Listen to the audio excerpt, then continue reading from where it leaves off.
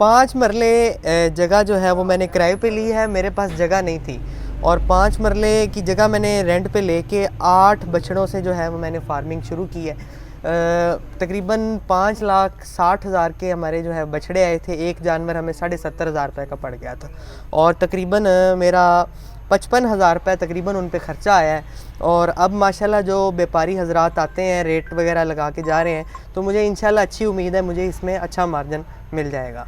जो शेड है वो ये मैंने ख़ुद तैयार किया था। यहाँ पे तकरीबन हमारा 20,000 रुपये शेड पे ख़र्चा आया था और पानी वाला ड्रम है और इनके पानी पीने के लिए जो ड्रम वगैरह है और इसमें हमारा ये एक बांस वगैरह लगे थे और चूना वगैरह, यानी जितना हमारा टोटल इस पे ख़र्चा आया है वो था तकरीबन 60,000। अच्छा, टॉक्सिन बाइंडर, DCP और मीठा सोडा ये कुछ फार्मर हजरात नहीं भी डालते। अब उसका हमें भी एक्सपीरियंस हुआ। हमारा जो एक जानवर था वो कुछ बीमार हो गया, उसको थोड़ा सा टॉक्सिन आ गया था। जो साइलेज होता है वो बाजू का थोड़ा सा गीला होता है, उसके ज़रिए भी टॉक्सिन चला जाता है, वनडे के ज़रिए भी बाजू का टॉक्सिन चला जाता है। तो जो टॉक्सिन बाइंडर है वो टॉक्सिन को बाइंड करता है। तो ये चीज़ें फार्मर को ज़रूरी है कि वो जो अपनी फीड डाल रहा है उसके अंदर ये चीज़ें भी डाले। और DCP जो है वो ग्रोथ के लिए होती है और जो मीठा सोडा है ये जो खाना हज़म करते हैं ये उसके हाजमे के लिए होता है, क्योंकि ये हाई प्रोटीन डाइट है जो खा रहे होते हैं। तो मेरे पास ना तो साइलेज की धड़ लगाने की जगह थी, ना ही तूड़ी रखने की जगह थी और ना ही वंडा वगैरह रखने की जगह थी। अस्सलामुअलैकुम नाजरीन, रज़ा इब्न एक बार फिर आपकी खिदमत में हाजिर है माशाल्लाह से जी। बिल्कुल छोटा सा स्मॉल बिजनेस आइडिया आज हम जिस फार्मर के पास मौजूद है, माशाल्लाह से इन्होंने सिर्फ और सिर्फ एक 5 मरले जगह में शेड बनाया है। शेड के ऊपर बाकी जो उन्होंने फीड के लिए बैंक लिए हैं, खुरलियाँ लिए हैं, उनके ऊपर टोटल खर्चा डाल के सिर्फ 60,000 रुपया खर्चा किया है शेड समेत। और उसके अलावा 5.5 लाख के बछड़े खरीदे हैं। फी बछड़ा 55,000 रुपया खर्चा करके बछड़े तैयार किए हैं फर्स्ट टाइम इनकी फार्मिंग से। और इनसे मुकम्मल डिटेल लेते हैं कि नया बंदा होके पहली दफा बछड़ा फार्मिंग कर रहा है, इनको कौन कौन सी परेशानियां हैं, वंडा सैले तूड़ी हर चीज मार्केट से परचेज करके जो इनके बछड़े तैयार हुए हैं, इनको क्या लगता है कि इनको क्या प्रॉफिट आएगी। अस्सलाम वालेकुम जी। जी वालेकुम अस्सलाम। प्यारे भाई क्या हाल चाल है? अल्हम्दुलिल्लाह, आप सुनाएं। सबसे पहले मेरे देखने वालों को अपना और अपने फार्म का तारफ करवाएं। मेरा नाम अमीर हंजला है और मैं सिविल इंजीनियर हूँ। मेरा हार्डवेयर का बिज़नेस है। तो हमारे पास पॉलीथीन भी होता है, प्योर प्लास्टिक का, सबसे हाई क्वालिटी का जी। तो हमारा जो पिछला साल था उसमें हमने पॉलीथीन बहुत ज़्यादा सेल किया। तो हमने कस्टमर से पूछना शुरू किया फिर कि इतना पॉलीथीन कहाँ लग रहा है। तो हमें पता चला पाकपतन में बछड़ा फार्मिंग बहुत यूज़ हो रही है और साइलेज की जो धड़ लगाते हैं उस पर वो पॉलीथीन लगाते हैं जी। तो हमने फिर कस्टमर से पूछना शुरू किया कि मतलब इसमें क्या प्रॉफिट वगैरह, क्या इन्वेस्टमेंट वगैरह है इसमें। तो जब हमने पूछताछ शुरू की तो हमें बिज़नेस बहुत अच्छा लगा। तो हमने सोचा मैं ख़ुद भी ट्राई करना चाहिए छोटे लेवल पे। तो हमने फिर 8 बछड़ों से जो है ये बिज़नेस शुरू किया है और माशाल्लाह हमारा तजर्बा जो है वो बहुत अच्छा जा रहा है। अच्छा पहले भाई मुझे ये बताएं कि ये जो आपने सबसे पहली मेन चीज़ कि आपके पास ये फार्म की खाली जगह थी जिसका प्लाट 4 दीवारी हुई थी, ये जो आपने शेड बनाया है जी, इस शेड पे आपने टोटल कितना खर्चा किया है? ये बांस लगा के शेड तैयार किया, उसके अंदर ये जो फीड बैंक्स हैं, खुदलियाँ वगैरह रखी हैं, ये डाल के आपको टोटल जो फार्म बनाने पे खर्चा आया वो कितना आया है? 60,000 रुपये तकरीबन। सिर्फ 60,000 रुपये में? लोग कहते हैं कि वीडियो वाले झूठ बोलते हैं, अभी आप खुद ही बता दें कि ये 60,000 रुपये में आपने क्या क्या चीज़ें लेके आए, कितने कितने की लेके आए हैं? ये तकरीबन जो शेड है ये हमने बांस और बांस के ऊपर पत्तल, पॉलीथीन और तरपाल डाली है जी। और आगे फ्रंट पे पॉलीथीन लगाया है। इस पे हमारा तकरीबन 20,000 रुपये खर्चा आया है जी। और उसके अलावा ये पानी का एक ये ड्रम है, एक ये ड्रम है, फिर इसका जो चूना है और इस पे जो हमारी मजदूरी वगैरह आई है जी। और टोटल हमारा जो खर्चा वगैरह फीड बैंक्स वगैरह हैं, हाँ इनकी खुरलियाँ हैं, फिर जो कंडा वगैरह है इनका तोलने के लिए जो स्केल है वो टोटल वगैरह डाल के हमारा 60,000 रुपये बन गया। सिर्फ 60,000 रुपया। और जब आप बछड़े खरीद के लाए थे उस वक्त फी बछड़ा आपको कितने का पड़ा है? टोटल 8 बछड़े हैं, ये कितने के आए हैं? हमारा तकरीबन जो एवरेज थी हमें एक बछड़ा वो 70,500 रुपए की पड़ी थी। 70,500 रुपए में एक बछड़ा परचेज? एक बछड़ा हमने परचेज किया और हमारा तकरीबन 600 रुपया डेली का उन पे खर्चा आता है जी। तो अभी टोटल जो हमें जो कॉस्ट आ रही है वो 1,25,000 की आ रही है। 1,25,000 रुपए? हाँ जी। में तैयार हो गए हैं, हमारे तैयार हो और उसमें वंडा, सैलेज, तूड़ी, हर चीज़ आप मार्केट से परचेज करके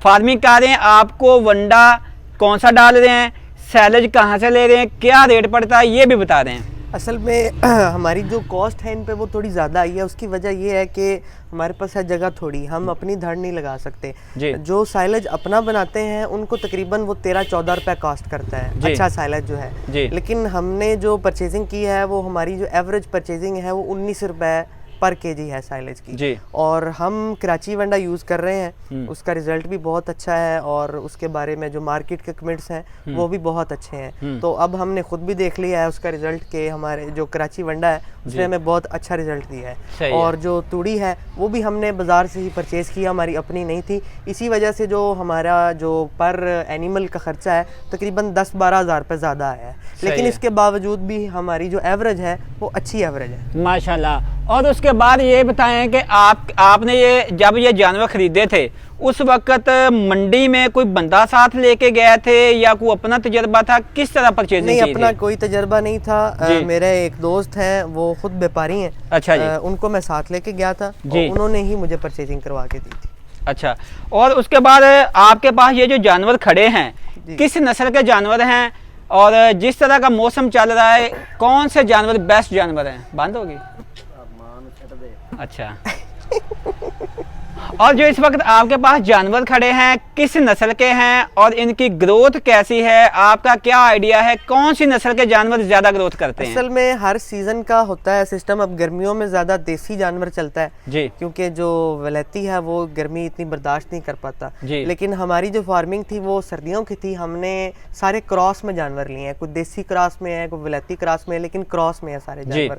और क्रॉस की जो एवरेज है वो देसी की निस्बत थोड़ी ज्यादा होती है। जी।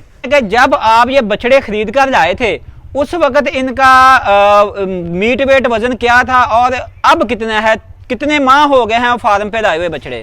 तकरीबन तीसरा माह हमारा एंड होने वाला है। जब हमने परचेज किए थे तो तकरीबन हमारी एवरेज थी 65 केजी पर एनिमल की मीट वेट की। और अभी तकरीबन 128 हमारी एवरेज है तकरीबन एक जानवर की। सही है। और उसके बाद इस वक्त हमारे पाकपतन को क्या पूरे पंजाब के एरिया में ये थोड़ी सी वबा चली है मुंह खुद की, आपके जानवरों में कौन कौन सी परेशानियां आई हैं, उनका जो हल है कैसे निकालते रहे हैं? नहीं, अल्हम्दुलिल्लाह हमें कोई परेशानी नहीं आई क्योंकि हमने जो है वो एक डॉक्टर भी हायर किया हुआ है। वो हर हफ्ते या कुछ दिनों बाद आके चेकअप वगैरह करते हैं। जी। तो मुंह खोर की जो वबा चली थी हमने वैक्सीन ऑलरेडी करवाई हुई थी। जी। तो वबा तो हमारे एरिया में काफ़ी आई है लेकिन अल्हम्दुलिल्लाह हमें किसी परेशानी का सामना नहीं करना पड़ा। सही हो गया। और उसके बाद ये बताएं कि आप एक जानवर को डेली का वंडा, सैले, तूड़ी एवरेज में डालें, को 3 माह की एवरेज डालें तो एक दिन का कितना खा रहा है वंडा, सैले, तूड़ी? अगर आप कॉस्ट की बात करें तो हमारा 600 रुपया साइलेज, वंडा, तूड़ी, टॉक्सिन बाइंडर, DCP और मीठा सोडा जो है हमारा 600 रुपया पर एनिमल रोज का खर्चा आ रहा है। जी।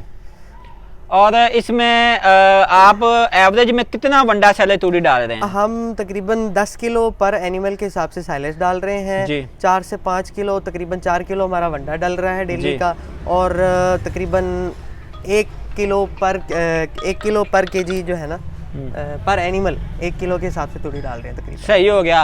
और उसके बाद बात करेंगे, आपने बताया कि आप टॉक्सिन बाइंडर, मिनरल या उसमें आप मीठा सोडा डाल रहे हैं, इनका फ़ायदा क्या है, अगर ना डालें तो नुकसान क्या है? असल में ये चीज़ें ज़रूरी हैं क्योंकि जब हम हाई प्रोटीन की जो खुराक है वो देते हैं तो उनको हज़म करने के लिए भी उनको कुछ चीज़ों की ज़रूरत होती है, जैसे कि मीठा सोडा वो खाना हज़म करने के अंदर थोड़ा सा अपना अहम किरदार अदा करता है। और जो टॉक्सिन बाइंडर है वो जो हमारी फीड में टॉक्सिन्स होते हैं उनको ख़त्म करता है।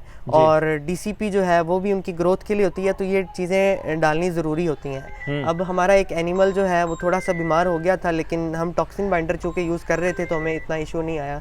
तो कई फार्मर ये नहीं भी यूज़ करते लेकिन मेरा जो एक्सपीरियंस है ये चीज़ें यूज़ करनी चाहिए। सही हो गया। और उसके बाद ये बताएं कि आप जब ये जानवर तैयार हो जाते हैं सेल कहाँ करते हैं और सेल करने में परेशानियां कौन कौन सी हैं? अभी तो हमारा पहला फ्लॉक है लेकिन हमारा इरादा है वो इसको स्लाटर हाउस में ही सेल करने का इरादा है। तो जब हम सेल करेंगे तो फिर पता चलेगा क्या हमें चीज़ें जो है फेस करनी पड़ेंगी। सही हो गया। इस फार्मिंग के हवाले से कोई अच्छा ऐसा मशवरा दें, आपको अगर कोई परेशानी आई तो वो भी शेयर करें। असल में ये जो फार्मिंग है इससे कई लोगों का रिस्क जुड़ा है। ख़ास तौर पे जो ये गोश्त है वो बाहर एक्सपोर्ट हो रहा है। तो जब एक मुल्क की एक्सपोर्ट बढ़ती है, इंपोर्ट कम होती है, तो वो मुल्क जो है वो तरक्की करता है।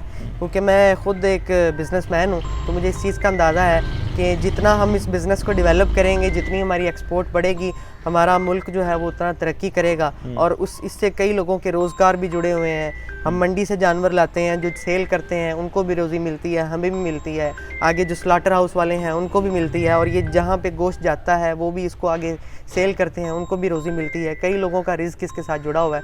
तो मेरे ख्याल में जितना हम इस काम को करेंगे तो उतना जो है वो पाकिस्तान तरक्की करेगा, क्योंकि जितनी एक्सपोर्ट बढ़ेगी उतना पाकिस्तान तरक्की करेगा। सही हो गया जी, बहुत शुक्रिया प्यारे भाई, आपने अपना कीमती टाइम दिया। अगर कोई भाई आपसे फार्मिंग के मतलब मशवरा लेना चाहे, ये अपना फ़ोन नंबर बोल दें। जी, मेरा फ़ोन नंबर है 0301694949। जी बहुत शुक्रिया जी। तो नाज़रीन, कैसी लगी आपको हमारी वीडियो? अगर वीडियो अच्छी लगी तो लाइक कमेंट जरूर करें। फिर मिलेंगे कैसी नई वीडियो में, तब तक दें इजाज़त, अल्लाह निगहबान।